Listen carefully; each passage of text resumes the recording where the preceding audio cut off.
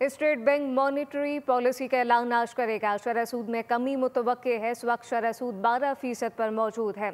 मुल्क में अफरात ज़र की शरह कम तरीन सतह तक आ गई है। स्टेट बैंक मॉनिटरी पॉलिसी का ऐलान आज करेगा।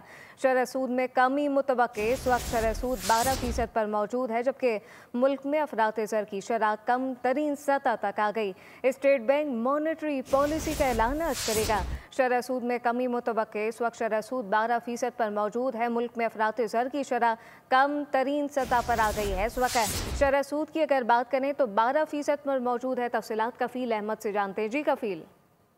देखिए, आज मॉनेटरी पॉलिसी का इजलास है और इजलास में जो है वो इस बात की जो है वो तवक्का की जा रही है कि मॉनेटरी पॉलिसी में जो है वो कमी का इम्कान रह गया है। तमाम अगर हम बात कर लें, मॉनेटरी पॉलिसी का इजलास जो है वो दोपहर में आगाज होगा और उसकी जो सदारत है वो governor state bank Jamil Ahmed करेंगे। जो अगर मैं आपको बताऊँ, federation of Pakistan chamber of commerce ने जो है वो 400 से 500 बेसिस पॉइंट कमी का जो है वो डिमांड की, जबकि कराई चैम्बर की जानिब से भी जो है वो इस बात की डिमांड जो है वो सामने आई कि फौरी तौर पर जो शरह सूद है उसको सिंगल डिजिट में जो है वो लाया जाए।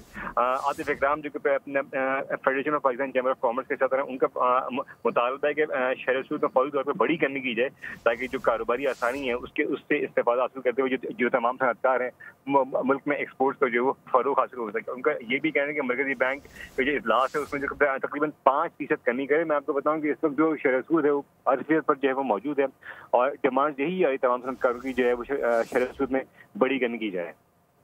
इस वक्त शरह सूद 12% पर है। कफील अहमद अपडेट कर रहे थे, आपका शुक्रिया।